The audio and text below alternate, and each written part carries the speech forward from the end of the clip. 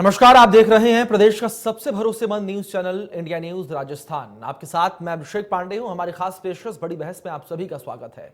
प्रदेश में 2023 के विधानसभा चुनावों से पहले बीजेपी एक्टिव मोड पर आ चुकी है।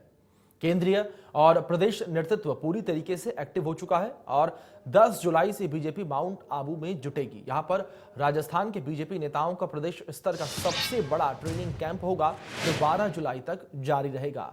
इस कैंप में पार्टी के राष्ट्रीय पदाधिकारी और नेता चुनावी जीत की स्ट्रेटजी पर ट्रेनिंग देंगे। साथ ही बीजेपी राजस्थान में जल्द ही बड़े आंदोलन और अभियान भी चलाएगी।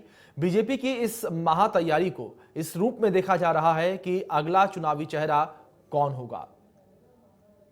माउंट आबू में जो महामंथन होगा, इसमें बूथ लेवल के माइक्रो मैनेजमेंट के साथ मोदी सरकार की स्कीम और उपलब्धियां जनता को बताने और लाभार्थियों तक पहुंच तक बनाने का फोकस रखा जाएगा और प्रोग्राम डिजाइन होंगे। और जाहिर है कि राजस्थान में अगला विधानसभा चुनाव प्रधानमंत्री नरेंद्र मोदी के चेहरे पर ही लड़ने की तैयारी चल रही है। बीजेपी राष्ट्रीय कार्य समिति में 2 टास्क दिए गए हैं। इसके तहत राजस्थान में 52,000 बूथों पर बीजेपी व्हाट्सएप ग्रुप बनाने में जुट गई है। हर बूथ पर 200 एक्टिव कार्यकर्ता बनाए जाएंगे जिनकी प्रदेश स्तर पर मॉनिटरिंग होगी। आजादी की 75वीं वर्षगांठ पर हर घर तिरंगा अभियान भी प्रदेश में चलाया जाएगा और अगस्त महीने में बीजेपी नेता कार्यकर्ता मंडल और बूथ स्तर पर यह अभियान चलाएंगे। बूथ मैनेजमेंट और मजबूती के लिए प्रदेश अध्यक्ष और संगठन मंत्री हर सप्ताह रिव्यू बैठक करेंगे। सांसद, विधायक, प्रदेश पदाधिकारियों के दौरे होंगे। इसके अलावा बीजेपी प्रदेश में जल्द ही बड़े आंदोलन भी करेगी। सूत्रों के मुताबिक हिंदुओं और हिंदू यात्राओं पर हमले की घटनाओं, बिगड़ी कानून व्यवस्था, किसान कर्ज माफी, पेंडिंग भर्तियां, बेरोजगारी भत्ता, अलग अलग सरकारी योजनाओं के नाम पर वादा खिलाफी जैसे मुद्दे शामिल होंगे। शनिवार को केंद्रीय गृह मंत्री अमित शाह भी जयपुर दौरे पर रहेंगे। वह भी बीजेपी मुख्यालय में संगठन के नब्ज टटोलेंगे। ऐसे में यहां पर गृह मंत्री अमित शाह का यह दौरा भी काफी अहम माना जा रहा है।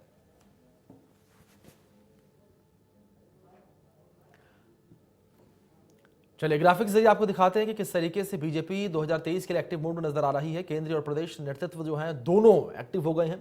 राजस्थान में बड़ा ट्रेनिंग कैंप जो है वो होगा,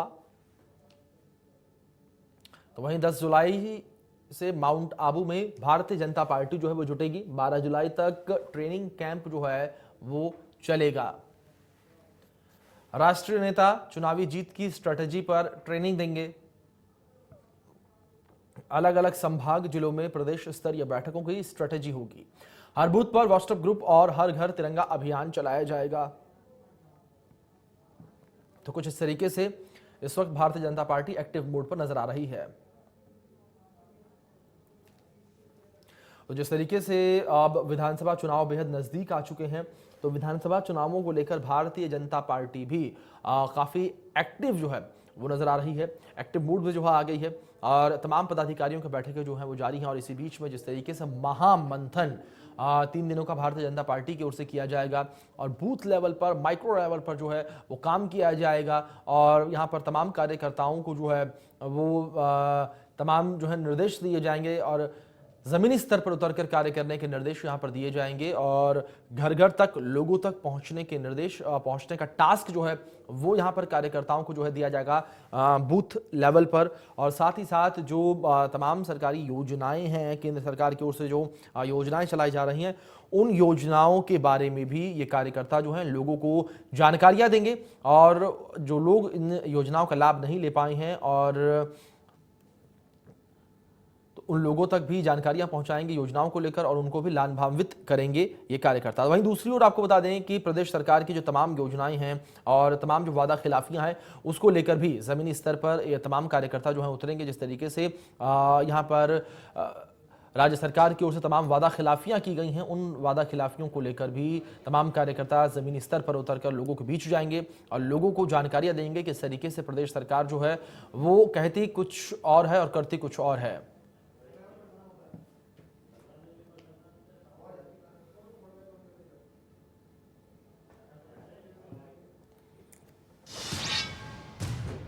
चलो चर्चा की शुरुआत करेंगे। हमारे साथ दो मेहमान जुड़ गए हैं। प्रतीक सिंह जी जुड़ गए हैं, कांग्रेस नेता है। हमारे साथ उमेंद्र जी जुड़े हैं, वरिष्ठ पत्रकार हैं। आप दोनों मेहमानों का बहुत बहुत स्वागत है। और प्रतीक जी, चर्चा की शुरुआत आपसे ही। जिस तरीके से भारतीय जनता पार्टी जो है मंथन करना शुरू कर दिया 2023 के चुनावों को लेकर, तो वहीं दूसरी ओर जिस तरीके से कांग्रेस की ओर से तमाम योजनाएं लाई गई हैं, लेकिन वादा खिलाफी के भी आरोप आप पर लग रहे हैं। इन्हीं मुद्दों का आधार बनाकर बीजेपी अब जमीनी स्तर पर उतर के कार्य करने जा रही है। अभिषेक जी, बीजेपी जो जिस तरीके से जो आरोप लगा रही है वो बिल्कुल निराधार है। आप देखेंगे राजस्थान की सरकार ने पिछले 3 साल में, 3.5 साल में जिस तरीके से कार्य किया है उसकी सराहना प्रदेश की जनता कर रही है। हमने चाहे से आप चिरंजीवी बीमा योजना हो, चाहे से किसानों के कर्ज माफी हो, चाहे से हम लोगों ने 18 लाख लोगों का जो बिजली का बिल है वो शून्य किया हो, प्रदेश के जितने भी डिस्ट्रिक्ट हैं सबके अंदर हमने मेडिकल हॉस्पिटल खोला है। तो हम सारे के सारे जितने भी हमने काम कर रहे हैं जनता के लिए, जनता उससे खुश है। अब ये कोई भी संगठन, कोई भी पार्टी आकर के अपने इस तरीके के प्रोग्राम कर सकती है। वो प्रोग्राम करने के लिए सारे हिंदुस्तानी है जो स्वतंत्र है। अब वो वादा खिलाफी करते हैं। अब आप वादा खिलाफी की अगर बात कर रहे हैं तो आप सोचें, जुलाई अपने 2018 के चुनावों के वक्त मोदी जी ने तो ईआरसीपी का वादा किया था। सबसे बड़ी वादा खिलाफी तो नरेंद्र मोदी जी जो है वो कर रहे हैं। और उस जो ईआरसीपी की जो एक योजना है उससे राजस्थान की लगभग 41% जनसंख्या प्रभावित होती है। तो मेरी ये मांग है, आप ये ट्रेनिंग प्रोग्राम और ये सब बाद में चलाना, उससे पहले आप अपने वादे को निभाएं। और जो राजस्थान की 41% जनसंख्या है जिसको पीने योग्य पानी मिलेगा, सिंचाई के लिए पानी मिलेगा, वो अपना वादा निभाएं। चलिए ठीक है प्रतीक जी। उमेंद्र जी, आपका रुख करूंगा। उमेंद्र, जिस तरीके से यहाँ पर भारतीय जनता पार्टी जो है वो कांग्रेस को घेरने का प्रयास कर रही है और तमाम जो है तैयारियां अब शुरू कर दी गई हैं, या यूं कहें कि अब आधार जो है 2023 के चुनावों का रखे जाने लगा है। आप किस तरीके से इस वक्त जो सियासी उथल-पुथल देख रही है प्रदेश में, उसको देखते हैं? जी, मैं यहाँ ये कहना चाहूंगा, देखिए 2023 में विधानसभा के चुनाव होने हैं। इससे पहले जितने भी हमारे चुनाव प्रक्रिया थी सब पूर्ण हो चुकी है। पंचायतों के भी चुनाव हो गए, निगम के भी चुनाव हो गए और बाकी जो स्वायत्त शासन संस्था है उनके भी चुनाव हो गए। अब भारतीय जनता पार्टी और कांग्रेस दोनों चुनावी मोड़ पे आने की स्थिति में आ गई है। जी, अमित शाह भारतीय जनता पार्टी के बड़े नेता हैं और वे एक रणनीतिकार भी हैं। रणनीतिकार होने के नाते वे राजस्थान में इस कोशिश में होंगे कि पुनः भाजपा की सरकार बने। इसी नाते उनका इसी वर्ष में दूसरा उनका दौरा है। ये तो हम सबको मानना ही पड़ेगा, कहना ही पड़ेगा कि देखिए हर दल चुनावी घोषणाएं करता है। कांग्रेस ने भी कहा था कि हम बेरोजगारों को भत्ता देंगे। वो भत्ता इन्होंने कितना दिया, क्या नहीं किया, ये कांग्रेस के नेता जाने। इन्होंने कहा था कि हम कॉर्पोरेट किसानों का कर्ज माफ करेंगे, कितना माफ किया, क्या नहीं किया, ये जनता समय आने पे पूछेगी। लेकिन कुल मिला के बात ये कि चुनावी मोड़ पे दोनों पार्टियां आ गई है। दोनों ही पार्टियों के सामने सबसे बड़ी बात है, चुनाव से पहले काम होता है संगठन की मजबूती, और इस समय दोनों ही दल संगठन की मजबूती में लगे हैं। भारतीय जनता पार्टी का मुख्य केडर है आरएसएस, राष्ट्रीय स्वयंसेवक संघ, यानी भारतीय जनता पार्टी को जिताने के लिए संघ के स्वयंसेवक जी जान से लगते हैं और स्वयंसेवकों के बल पे ही भारतीय जनता पार्टी के प्रतिनिधि चुनाव जीतते हैं। इसी बात को देखते हुए झुंझुनू में प्रचारकों की बैठक भी हुई और चल रही है। यानी कुल मिला के मैं कह सकता हूं कि भारतीय जनता पार्टी इस समय चुनावी मोड में है। चुनावी तो मोड में है तो जब एक्शन होगा तो अन्य दलों में रिएक्शन भी होगा। यानी अब इस समय भारतीय जनता पार्टी की हर गतिविधि पे कांग्रेस को कौन कमेंट करना आवश्यक हो गया, क्योंकि वो अपने प्रतिपक्षी पे यदि कमेंट नहीं करेंगी तो ये लोग भी कोई भजन करने के लिए तो बैठे नहीं है। एक विपक्षी दल होने के नाते इनको भी हर प्रकार के कमेंट करने का अधिकार है। लेकिन कुल बात यह है कि इस समय यहाँ के मतदाताओं के सामने असमंजस की स्थिति है। राजस्थान का मतदाता कोई भी चुनाव हमेशा ये बात होती है, 2-3 महीने पहले मूड बनाता है कि किसको हमें सरकार में लाना है और किसको सरकार से विदा करना है। तो अभी ये कहना जल्दबाजी है कि इस समय किसी भी पार्टी के पक्ष में ये कहूं कि इस समय उनकी ये होने वाला है या सरकार बनने वाली है, तो ये बहुत जल्दबाजी का निर्णय बात होगी। कुल मिला के इस समय भारतीय जनता पार्टी सरकार की कमियों को दिखाएगी और कांग्रेस अपनी उपलब्धियों को दिखाएगी, जो कि दोनों ही दलों का एक दायित्व बनता है, उनको करना भी चाहिए। बिल्कुल उमेंद्र जी, साफ तौर पर बिल्कुल साफ तौर पर उमेंद्र जी, जिस तरीके से आप जिक्र कर रहे हैं कि कांग्रेस जो है अपनी तमाम उपलब्धियां जो है वो अब जनता के बीच जाकर रखेगी, तो वहीं दूसरी ओर भारतीय जनता पार्टी की ओर से यानी कि विपक्ष की ओर से तमाम खामियां जो है गिनवाई जाएंगी। प्रतीक जी, आपका रुख करूंगा यहाँ पर मैं, और अगर खामियों को लेकर अगर बात करें तो लगातार ये जो है चर्चाएं जो है इस बात पर जोरों पर हैं कि जिस तरीके से तमाम घटनाएं, करौली जोधपुर की हिंसा घटना हो, चाहे अलवर में मंदिर तोड़ने की घटना हो, इन तमाम घटनाओं को भारतीय जनता पार्टी जो है आधार बनाकर कांग्रेस पर हमलावर होने वाली है। और कहीं ना कहीं प्रदीप जी, आप भी इस बात से सहमत होंगे जो मैं बात कहने जा रहा हूं कि जनता में इस बात का आक्रोश जो है सरकार के प्रति देखने को भी मिला था। इस बात से आप मना नहीं कर सकते। ये आप बिल्कुल सही बात कह रहे हैं। आप एक उदयपुर घटना का जिक्र करना भूल गए। मैं उदयपुर घटना में जो हुआ है, हमने राजस्थान सरकार ने त्वरित कार्रवाई करके 3 घंटे के अंदर हमने जो उसके अंदर लिप्त थे उनको पकड़ा, और उसके बाद में जो लिप्त थे वो तो भाजपा के अल्पसंख्यक मोर्चा जो है उनके उसके पदाधिकारी निकले। तो ये उमेंद्र जी बिल्कुल सही कह रहे हैं। भारतीय जनता पार्टी हमेशा ही चुनावी मोड में रहती है, और चुनावी मोड में रहने के बाद में वो देखती है किस तरीके से दंगे करवाए जाए, किस तरीके से सरकार को नीचे दिया जाए। हमारा जो नहीं, राजनीतिक दल को चुनावी मोड में रहना चाहिए, लेकिन हमारी यहाँ सरकार है, हम सरकार को, आम जन को अच्छी सरकार देने के मोड में है। सबसे पहले तो हम आम जन को अच्छी गुड गवर्नेंस देने के मोड में है। उसके लिए हमने तमाम नीतियां लेके आए हैं, चाहे से हमने बिजली फ्री करने की बात हो, चाहे से हमने किसानों का कर्ज माफ किया हो, चाहे से हमने चिरंजीवी बीमा योजना लेके आए। पहले हम लेके आए थे 5 लाख रुपए की, लास्ट बजट में हमने उसको बढ़ा के 10 लाख रुपए किया है। अब आप देखिए, जो हिंदुस्तान में पहली बार हुआ है कि कृषि बजट अलग से लेकर के आए मुख्यमंत्री जी, 21,000 करोड़ रुपए का कृषि बजट था।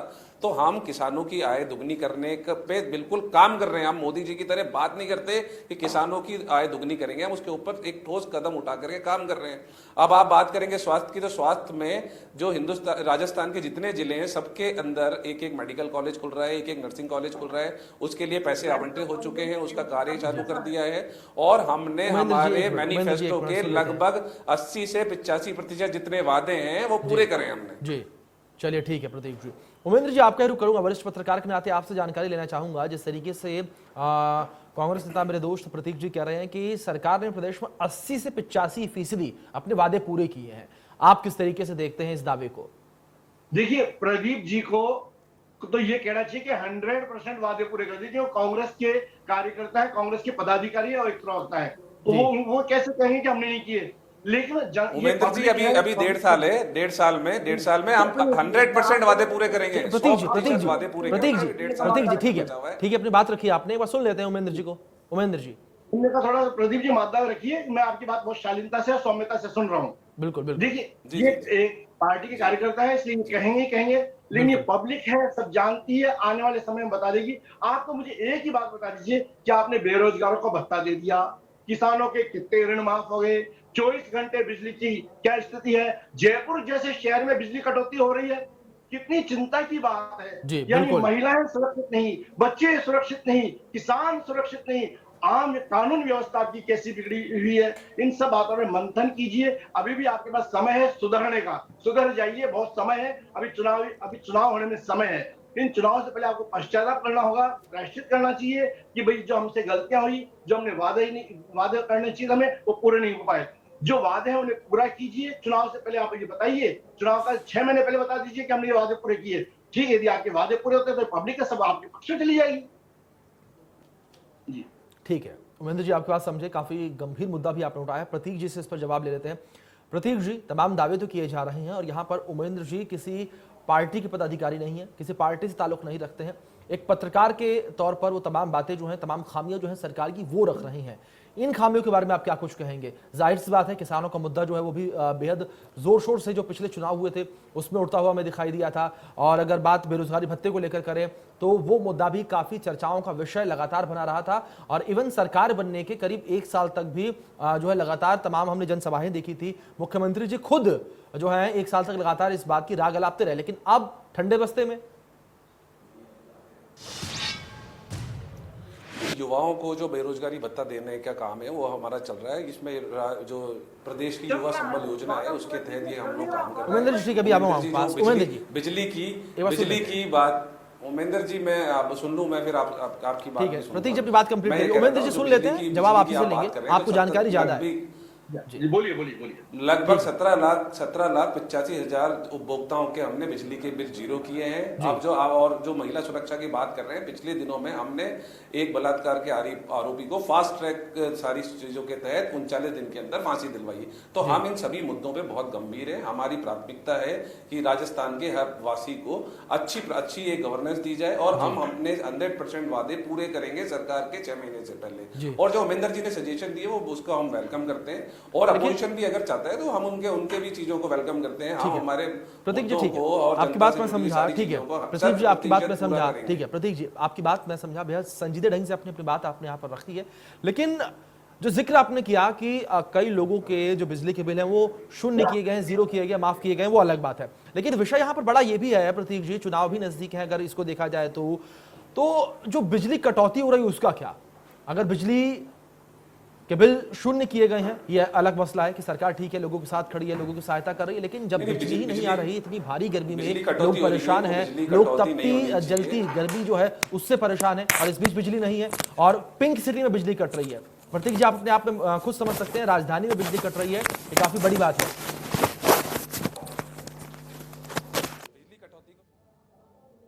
लेकिन आपको पता है कि ये जो बिजली कटौती हुई है वो इस वजह से हुई है, जो कोयले से चलने वाले बिजली घर हैं वो बंद हो गए कई इकाइयां उनकी। अब वो क्यों बंद हुई वो भी सब पूरे हिंदुस्तान को पता है कि वो जो केंद्र सरकार है वो कोयला मुहैया नहीं करा पा रही है कि जिससे बिजली जो कोयले से चलने वाले बिजली घर है वो चल सके। और हमने लास्ट के दिनों में प्रतीक मुझे यहाँ पर रोकना पड़ेगा फिर से आपको। आपने जो कहा ठीक है, आपने बात सीधे पार्टी प्रवक्ता के तौर पर ही की है, आपने सीधा जो है उंगली केंद्र सरकार पर उठा दी। प्रदेश सरकार की भी तो कुछ जिम्मेदारी बनती है, लगातार जो है केंद्र जब ये कह रहा है कि कोयले की कोई कमी नहीं है, कोयले की कोई कमी नहीं है और ज्यादातर कोयले की कमी नहीं है तो कोयला है दे भी तो नहीं रहे, कोयले की कमी नहीं है तो दे भी तो नहीं रहे। अच्छा, ये पिछले दिनों में पूरे हिंदुस्तान की पूरी मीडिया के अंदर आया था कि राजस्थान में नहीं पूरे हिंदुस्तान के अंदर कोयले की कमी रही है, उसके बाद में कोयला इंपोर्ट भी किया गया है। तो कोयले की कमी अगर रहेगी तो बिजली घर बंद ही होंगे और बिजली घर बंद होंगे तो बिजली कैसे बनेगी आप मुझे बताएं। बट फिर भी उसको लेकर के पिछले दिनों मुख्यमंत्री जी छत्तीसगढ़ गए थे, छत्तीसगढ़ सरकार ने हमें कोयला देने का वादा किया, कोयला दिया भी है और हम जो आम जन को बिजली की आपूर्ति है वो पूरी हम उसको फुलफिल करने की कोशिश कर रहे हैं। चलिए ठीक है उमेंद्र जी आपका लेकिन आप इस बात को तो एक अप्रिशिएट करेंगे कि 17,85,000 जो लोग हैं उनके हमने बिजली के बिल जीरो किए, तो अपोजिशन को उसको तो अप्रिशिएट करना ही चाहिए। प्रतीक जी मैंने पहले ही जब मैंने प्रतीक जी सवाल किया तभी मैंने कहा कि ठीक है ये बात ये विषय अलग है, ये काफी सराहनीय है कि बिजली के बिल जो है माफ किए गए, शून्य किए गए, लेकिन वही बात है बड़ी कि जब इतनी तपती गर्मी में लोगों के पास बिजली नहीं रहेगी, लोगों के पास कूलर पंखा एसी चलाने के लिए बिजली नहीं रहेगी, तो ऐसे बिजली बिल माफ करने का क्या ही होगा। चलिए ठीक है उमेंद्र जी आपका रुख करूंगा मैं, और यहाँ पर आपने भी सुना प्रतीक जी को किस तरीके से तमाम जो है उन्होंने सवालों के जवाब दिए हैं, जो तमाम आप जिस तरीके से सरकार की खामियों को गिनवा रहे हैं उन खामियों पर जवाब दिया है। क्या आप संतुष्ट हैं इन जवाबों से? देखिए मैं इनके जवाब से इसलिए संतुष्ट नहीं हूँ कि इन्होंने केवल जनता को भ्रमित करने का काम किया है। बात जब संतुष्टि जब होती है, जो जनता संतुष्टि की आवाज जनता में से निकल के आती है। हम जनता में घूमते हैं, हमें मालूम है इस तरह गांव में क्या स्थिति बनी हुई है, गांव का व्यक्ति के इस भरी गर्मी में किस प्रकार से पीड़ित रहा है। देखिए यदि कोयले की बात है तो क्या हिंदुस्तान में राजस्थान में कमी आई क्या? बाकी अन्य राज्यों ने भी किया। ये होता है खुद का मैनेजमेंट, इनका मैनेजमेंट अच्छा नहीं है। हमारे यहाँ परमाणु संयंत्र की भी बिजली है सूरत में, ये अपने कोटा में, तो वहां से हमको बिजली की आवक बढ़ानी चाहिए थी। कुल मिला के सरकार ने अपनी कमी केवल इस 2.5 साल में 3 साल में एक ही काम किया है, मोदी जी के माथे। मोदी जी ने ऐसा नहीं किया, केंद्र ने ऐसा नहीं किया, केंद्र की वजह से। अरे आप लोगों के मैनेजमेंट क्या है? आप अपना मैनेजमेंट बताइए ना, आपका बेस्ट मैनेजमेंट होगा। राजस्थान सरकार का दायित्व बनता है कि अपने मैनेजमेंट को सुधारे। इनके क्या तबादले, पोस्टिंग, विधायकों को दे दो पावर, एक विधायक 400 तबादले करा पाएगा, सिवाय आपने भ्रष्टाचार को बढ़ाने के अलावा कोई काम नहीं किया। विधायकों के डिजायर पे तबादले होंगे, आपने ये उपलब्धियां की है। इन उपलब्धियों को यदि आप लेके खुश होते हैं तो बहुत अच्छी बात है। जी जी चलिए ठीक है। इस बीच हमारे साथ भारतीय जनता पार्टी से नेता राजेंद्र मीणा जी जुड़ गए हैं। मीणा साहब आपका बहुत बहुत स्वागत है। और राजेंद्र जी सवाल यहाँ पर यह कि जिस तरीके से मंथन जो है वो शुरू किया जा रहा है भारतीय जनता पार्टी की ओर से, 3 दिन का ये मंथन रहेगा, किस तरीके से रोड मैप जो है 2023 के लिए तैयार किया जाएगा इस मंथन के बीच, और क्या कुछ जो है वो तैयारियां रहेंगी बीजेपी की, और क्या वो बिंदु रहेंगे जिन बिंदुओं के आधार पर 2023 का रण जो है वो बीजेपी की ओर से लड़ा जाएगा?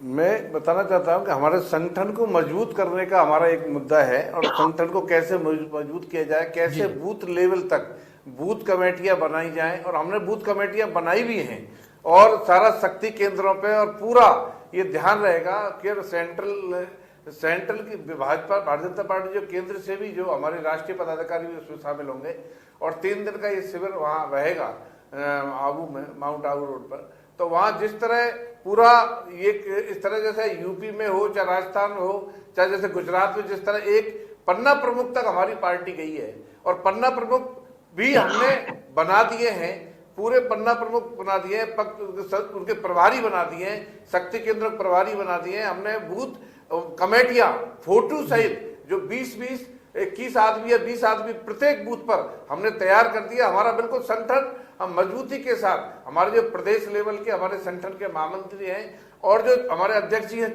सतीश पूनिया जी, उनके दिशा निर्देश में हर जगह, और बिल्कुल जिला अब बूथ लेवल पे भी, मंडल स्तर पे भी, हर जगह जिस तरह कांग्रेस पार्टी का जिस तरह आप बताएं जैसे आज कन्हैया हत्याकांड हो, चाहे बिजली अभी हमारे प्रतीक उमेंद्र जी सुन लेते हैं। उमेंद्र जी ठीक है, उमेंद्र जी आपके पास आऊंगा, ठीक है, ठीक है, बूथ लेवल मजबूत बना दिया, लेकिन कार्यकर्ताओं का अनुशासित नहीं किया। आपकी मीटिंगों में चाकूबाजी, छुरेबाजी हो रही, ये क्या संदेश लेता है? चलिए ठीक है उमेंद्र जी, जवाब इसी पर ले लेते हैं। राजेंद्र जी। मैं देखो हमारे यहाँ अनुशासन है, ऐसा कहीं नहीं, कोई एकाध जगह कहीं कमी कोई हो सकता है, कोई किसी ने आके कैसे, पर हमारी हर मीटिंग अनुशासन में होती है, और अनुशासन से अलग नहीं। और अब यहाँ पूरा हमारा जोर, पूरा हमारा जिला हेडक्वार्टर पर, मंडल स्तर तक हम और भी प्रशिक्षण उन सभी हमारे कार्यकर्ताओं को, अभी हमारे 3 दिन का ये शिविर चलेगा, उसके आधार में जो वहां तय होगा कि ये हमको इस हिसाब से और संगठन को मजबूत करना है, इस तरह का प्रदेश पदाधिकारी, हमारे सांसद महोदय, एमएलए, वर्तमान में पूर्व के विधायक है वो भी, और जिले के संगठन की पूरी टीम जिस तरह काम करेगी, पूरे बूथ पे हम कहाँ हारे, कितने वोटों से कहाँ हारे, हमारा पूर्ण तैयारी है। और हम जहां कमजोर रहे, हम जो कमजोर मानते हुए उनको कैसे मजबूत किया जाए, उस और हम निश्चित रूप से काम। चलिए ठीक है राजेंद्र जी, आपकी बात समझे कि ठीक है, जहां कहीं भी पार्टी जो है कमजोर है, जिस किसी हिस्से में पार्टी कमजोर है, वहां पर मजबूती लाने का प्रयास किया जाएगा। लेकिन एक सवाल इस बीच राजेंद्र जी आपसे और रहेगा कि नए चेहरे को लेकर भी जो बातें हैं वो तेज हैं। ये कहा जा रहा है कि नए चेहरे के आधार पर भारतीय जनता पार्टी राजस्थान में चुनाव लड़ सकती है। देखो तो केंद्र राष्ट्रीय हमारे नेता हैं वरिष्ठ, वो तय करेंगे किस क्या करना है। और अभी तक जो उन्होंने जो संदेश दे रखा वो यही है कि मोदी जी के नेतृत्व में ही चुनाव होगा। अब बाकी जो संगठन है प्रदेश का, जो हमारे राष्ट्रीय नेता तय करेंगे, राष्ट्रीय टीम तय करेगी, भाई इनके नेतृत्व चुनाव लड़ना है, और वही हम सबको मान्य होगा। कमल का फूल चुनाव चिन्ह होगा, कमल के फूल पे जो आएगा उसी आधार पर होगा। जी चलिए ठीक है। इस बीच रुक यहाँ पर प्रतीक जी आपका करूंगा। प्रतीक जी, सवाल आपसे यहाँ पर यही है कि जिस तरीके से यहाँ पर मंथन जो है किया जा रहा है बीजेपी की ओर से, वहीं दूसरी ओर जिस तरीके से नए चेहरे को लेकर भी जो चर्चाएं हैं वो काफी तेज हो गई हैं, क्या आपको ऐसा लगता है कि नया चेहरा पार्टी इंट्रोड्यूस करती है तो खासा फायदा यहाँ पर भारतीय जनता पार्टी को होगा, और दूसरी तरफ जो खामियां हैं सरकार की वो? अभिषेक जी, राजेंद्र जी ने एक बहुत नई बात बता दी पूरे हिंदुस्तान को कि मोदी जी यहाँ आकर के मुख्यमंत्री बनने वाले हैं, क्योंकि इनके यहाँ पे तो अभी 8-8, 9-9 मुख्यमंत्री अपने सहरा बांध करके घूम रहे हैं, मुख्यमंत्री कैंडिडेट की, पता नहीं कौन मुख्यमंत्री बन जाए। अब नए चेहरे का एक बिल्कुल आगमन हो गया है कि अब मोदी जी अब मुख्यमंत्री बनने वाले हैं राजस्थान में।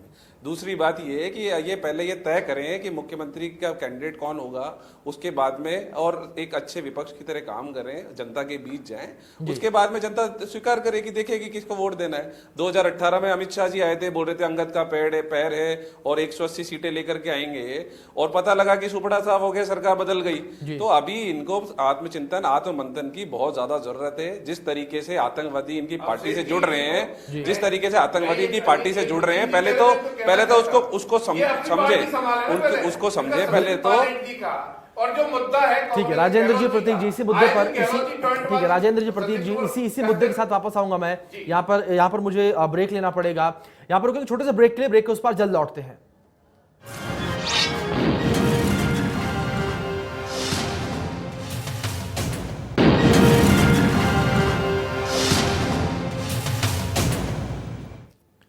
चलिए ब्रेक के बाद एक बार फिर से आप सभी का स्वागत है हमारे खास कार्यक्रम बड़ी बहस में। चर्चा को आगे बढ़ाते हैं हमारे साथ जिस तरीके से 3 मेहमान जुड़े हुए हैं, उमेंद्र जी, प्रतीक जी और राजेंद्र जी, तीनों मेहमानों का एक बार फिर से ब्रेक के बाद स्वागत है।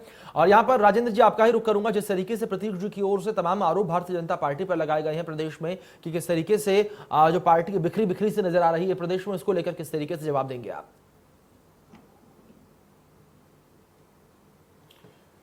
मैं ये बताना चाहता हूँ कि कांग्रेस वाले तो अपना घर संभालें, हमारे यहाँ कोई दिक्कत नहीं है। सारा हमारे जो भी प्रदेश स्तर के जो भी नेता हैं, संगठन के जो लोग हैं, सब एक है। माननीय वसुंधरा जी हो, चाहे सतीश पूनिया जी हो, सब मिलके काम कर रहे हैं। अभी हैदराबाद में जो मीटिंग हुई जो आपने देखा, बाकी देखो छोटे मोटे मनमुटाव हो सकते हैं, बाकी हमारी पार्टी में कोई मनमुटाव नहीं है। और जिस तरह ये अपना आज कानून व्यवस्था जिस तरह से बिगड़ी हुई है, जो कन्या हत्याकांड हुआ है, इनकी जो कांग्रेस की लापरवाही रही है, और जिस तरह अशोक गहलोत जी कहते हैं बार बार एक पक्ष का, एक समाज का खुले में ये सहयोग कर रहे हैं, जैसे करौली कांड हो, चाहे जोधपुर का कांड हो, या कोई भी यात्रा निकालते तो उनको मान, तो उसमें कोई इनकी तरफ से कोई भी आज तक उस कानून व्यवस्था को सुधारा नहीं गया है। आज दुष्कर्म जितने बड़े इनको सबको पता है किस तरह इन्होंने राज चलाया। इन्होंने जो कहा किसानों के पूरे कर्ज माफ कर देंगे, बेरोजगारी दूर कर देंगे, भत्ता देंगे युवाओं को, इन्होंने सारा झूठ बोल के सरकार इन्होंने बनाई। और आज जिस तरह एक पायलट ग्रुप और गहलोत ग्रुप में सरकार बट के रह गई, और सत्ता जो किसानों को या आम आदमी को जो फायदा पहुंचना था वो नहीं पहुंचा। आज मजदूर गरीब सब वहां की वही है। आज केंद्र सरकार ने जिस तरह कोरोना काल हो या कहीं कोई भी हो, आज हर तरह से सुविधा देने का काम किया है। आयुष्मान योजना के तहत 5 लाख देने का काम किया, उज्ज्वला योजना के तहत 9 करोड़ फ्री में कनेक्शन दिए। तमाम ऐसी आज 6000 कृषि सम्मान निधि के मामले में कि हमारे प्रधानमंत्री जो दे रहे आजकल 1,70,000 करोड़ रुपए दे चुके हैं। तो इन्होंने क्या है कि मात्र 9,000 करोड़ रुपए कर्जा माफ करके इन्होंने कह दिया सारे कर्जे माफ हो गए।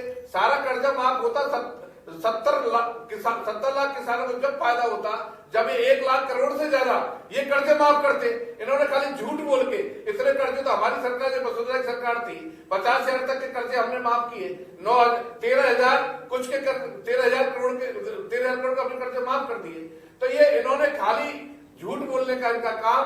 आज गहलोत जी का टोंटबाजी करते हैं, ERCP का जो मुद्दा है उसको गुमराह करने का काम कर रहे हैं। जो केवल हमारी केंद्र सरकार चाहती है नई DPR बना के, जो उसमें छूट गए, जो उसमें नदी या डैम या जितने भी छूटे उनको जोड़ करके नई DPR बना दो 75 में। तो उसके आप अगर DPR बनाएंगे तो 90-10 के रेशो से केंद्र सरकार बिल्कुल राष्ट्रीय परियोजना घोषित करने को तैयार है। ठीक है राजेंद्र जी आपकी बात समझे यहाँ पर। ठीक है राजेंद्र जी आपकी बात समझे यहाँ पर।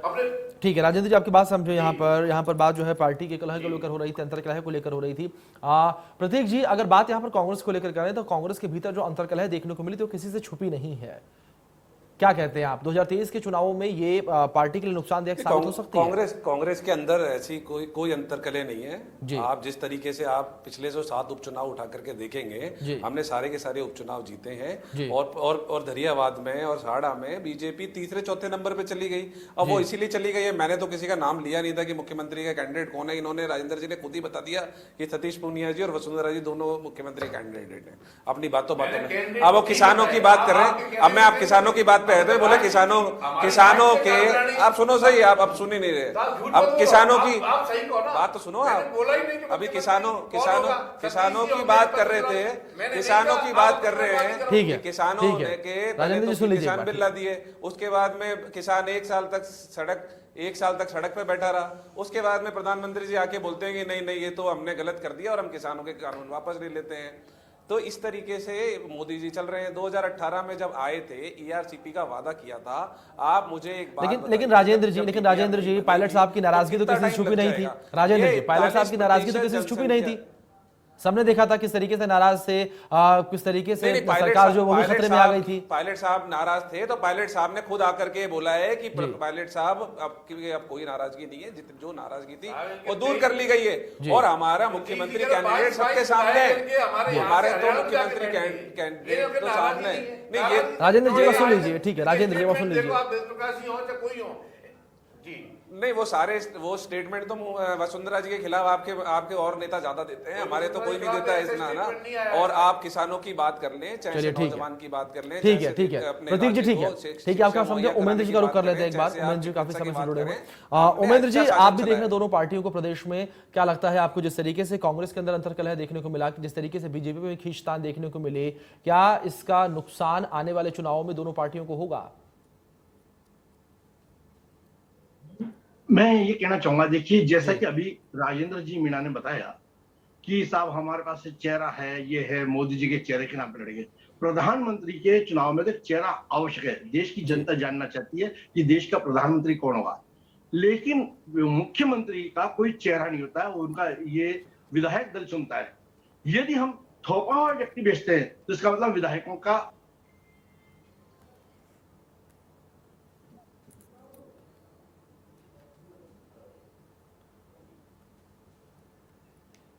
उमेंद्र जी, आपकी आवाज जो है नहीं पहुंच पा रही है। अब देखिए आपका शायद फोन म्यूट है, उसे अनम्यूट करिए। चलिए ठीक है, इस बीच रुख जहां पर हम राजेंद्र जी का कर रहे थे। ठीक है राजेंद्र जी, जवाब किस तरीके से देंगे आप?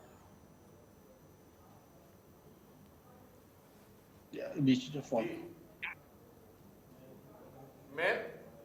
मैं तो यही कह रहा था जी। जिस तरह हमारी पार्टी में एक कलहबाजी बता रहे, हमारी पार्टी में कोई कलह नहीं है, हम सब एक हैं, एक ही मिलकर चुनाव लड़ेंगे और बिल्कुल 2023 में तो पता लग जाएगा। जिस तरह इनकी सरकार इन्होंने चलाई है, इन्होंने कानून व्यवस्था की पूरी तरह चरमरा गई है।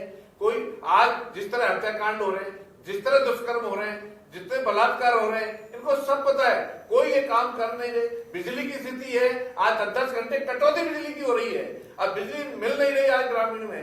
ये कहते छूट दे दी, अरे छूट तो जब 10-10 घंटे लाइट नहीं है। इस तरह की गर्मी, जहां गर्मी बहुत तेज हो और वहां आज एक कोयले का पेमेंट ये नहीं करते टाइम पे, तो कोयला कहां से मिलेगा? केंद्र सरकार पे ये बार बार कहते हैं, केंद्र सरकार पर आरोप लगाते हैं, केंद्र सरकार ने कभी मना नहीं किया। इनके मंत्री या यहाँ से कोई जाए तो सही, कहे तो सही, और उसके बाद में भी पेमेंट का भुगतान तक नहीं कर रहे, तो उनको कोयला की व्यवस्था कैसे होगी? तब भी केंद्र सरकार ने कहा बिल्कुल साधु पर विचार करके उनको जो सहयोग हो केंद्र सरकार कर रही है। तो आज जब बिजली का मुद्दा हो, कानून व्यवस्था हो, कोई व्यवस्था हो, आज आम आदमी की समस्या, आज कोई भी सुरक्षित नहीं है। आज कोई भी आज छोटे आज जिस तरह बिटर लेडी घूमने जाती है, उनकी चैन टूट रही है, कोई ऐसे छोटे बदमाश, कोई कहीं रुकावट नहीं है। हम कह सकते हैं कि जिस तरह की ये सरकार चल रही है, ये राम भरोसे सरकार चल रही है। गहलोत जी पायलट पे टोटवाजी कहते, पायलट जी कुछ कहते, इनमें अंतरकलह, भयंकर अंतरकलह, और इनको सामने आ जाएगा। और 2023 में भाजपा की पूर्ण बहुमत से, 2/3 बहुमत से चुनाव सत्ता में आएगी पार्टी जब, और हमारा कोई बिल्कुल भी नहीं है जो राष्ट्रीय कार्यकारिणी जो प्रत्याशी या कैंडिडेट जो यहाँ देगी पर इनके नेतृत्व चुनाव होना है, उसमें होगा, उसमें अपना पार्टी केंद्र हमारा संगठन तय करेगा, केंद्र के बड़े नेता वरिष्ठ नेता तय करेंगे। और ये तो यही कहना चाहता हूँ, जनता को जिस तरह आज परेशानी है, आज जनता बिल्कुल दुखी है, और हम जिस तरह 3 दिन का हमारा शिविर है, हमारे कार्यकर्ताओं को पूरा प्रशिक्षण देके यहाँ से लेके और बिल्कुल जिला लेवल पर जाकर के पूरी मेहनत करेंगे, काम करेंगे, और इनकी जो नाकामी है उनको हम आंदोलन का रूप लेकर के और वहां आम जनता तक ले जाएंगे कि ये कैसी सरकार है, निकम्मी और भ्रष्टाचारी सरकार है, ये दुष्कर्म कराने वाली सरकार है, आज आत्महत्या कराने वाली सरकार है। तो इन सब मुद्दों को लेकर के हम जनता के बीच में, चलिए ठीक है राजेंद्र जी, ठीक है, देखना दिलचस्प रहेगा कि भारतीय जनता पार्टी की ओर से जो प्रशिक्षण यहाँ पर कार्यकर्ताओं को दिया जाएगा वो कितना कारगर साबित होगा। समय का मैं चलिए जल्दी 30 सेकंड में आप सभी से फाइनल कमेंट में ले लेता हूँ। प्रतीक जी पहले आपसे। नहीं, राजेंद्र जी ये जो बोल रहे हैं कि जो आम आदमी राजस्थान का सुरक्षित नहीं है, वो इसलिए नहीं है कि इनके अलग अलग जो विभागों के जो कार्यकर्ता हैं वो चाकू लेकर के घूम रहे हैं। जो उदयपुर में भी जो हुआ वो इनके जो अल्पसंख्यक मोर्चा है उसके पदाधिकारी थे। दूसरी बात, आप जो दुष्कर्म की बात करें तो हिंदुस्तान में, राजस्थान में रिकॉर्ड तौर पे 39 दिन में हमने आरोपियों को फांसी पे लटकाया है। तो ये हमारा रिकॉर्ड है। जो उदयपुर में इनके जो जघन्य अपराध हुआ था, जो इनके कार्यकर्ता थे उनको हमने 3 घंटे के अंदर पकड़ा। हमने लगभग 14,000 करोड़ के ठीक है प्रदीप जी, तमाम उपलब्धियां जो है सरकार के नाम है, ठीक है प्रदीप जी, तमाम उपलब्धियां जो है सरकार के नाम है। उमेंद्र जी का रुक वापस करूँ, ठीक है उमेंद्र जी, ठीक है प्रतीक जी, ठीक है उमेंद्र जी का रुक कर लेते हैं। उमेंद्र जी ठीक है, समय कम है, फाइनल कमेंट। अरे आप बीजेपी ज्वाइन ही नहीं कराते, बीजेपी ज्वाइन ही नहीं कराते, आप बीजेपी ज्वाइन ही नहीं कराते, उसको तो हत्या होती नहीं। प्रतीक जी बात सुन लीजिए, ठीक है अभिषेक जी देखो, राजेंद्र जी ठीक है, आप ज्वाइन करा रहे हो बीजेपी और बोल रहे हो कि क्या हो रहा है, बीजेपी ज्वाइन मत कराते आप बीजेपी ज्वाइन नहीं कराते तो हत्या होती नहीं, आप बीजेपी ज्वाइन नहीं कराते उनको तो हत्या नहीं होती। वाह वाह, मतलब इस प्रकार की बातें कहकर प्रतीक जी बात सुन लीजिए, ठीक है प्रतीक जी, ठीक है सुन लीजिए एक बार, राजेंद्र जी सुन लीजिए एक बार, ठीक है। कन्हैयालाल जी के बेचारे कह रहे हैं कि हमको परेशानी है जी, आपके वो थे एक पदाधिकारी की नहीं थे, ये तो बताओ आप। अरे पदाधिकारी प्रतीक जी समय कम है, ठीक है प्रतीक जी समय कम है, ठीक है फाइनल कमेंट आपसे लिया मैंने। उमेंद्र जी तो पोलिंग एजेंट रहे वो, बिल्कुल ठीक है उमेंद्र जी आपका रुक करूंगा, ठीक है। मैं ये कहना चाहूंगा यहाँ पे अभिषेक जी कि हम यदि किसी दल पर आरोप लगाते हैं कि इनके कार्यकर्ता, तो इसका मतलब ये मामले को शांत होने नहीं देना चाहते। केवल हमें एक जिम्मेदार पार्टी के कार्यकर्ता है, जिम्मेदार पार्टी के पदाधिकारी है, हमें इस प्रकार की कोई बात नहीं बोलनी चाहिए जिससे माहौल खराब हो। देखिए आपको ये देखना होगा कि उसके थे ये क्या पार्टीबाजी का आरोप प्रत्यारोप से बचते। इस समय बिल्कुल बिल्कुल उमेंद्र जी, साफ तौर पर आरोप प्रत्यारोप का सिलसिला जो है प्रदेश में जारी है। देखना दिलचस्प यहाँ पर यह भी रहेगा कि जिस तरीके से कांग्रेस का चिंतन शिविर प्रदेश में आयोजित किया जा रहा है बीजेपी की ओर से, ये किस तरीके से कारगर साबित होता है, क्या प्रशिक्षण यहाँ पर कार्यकर्ताओं को दिया जाता है। उमेंद्र जी, प्रतीक जी, राजेंद्र जी, आप तीनों मेहमानों का बहुत बहुत शुक्रिया चर्चा में शामिल होने के लिए, अपना कीमती समय देने के लिए। इसी के साथ फिलहाल हमारी बड़ी बहस कार्यक्रम में इतना ही। तमाम बड़ी अपडेट्स के लिए बने रहे इंडिया न्यूज के साथ।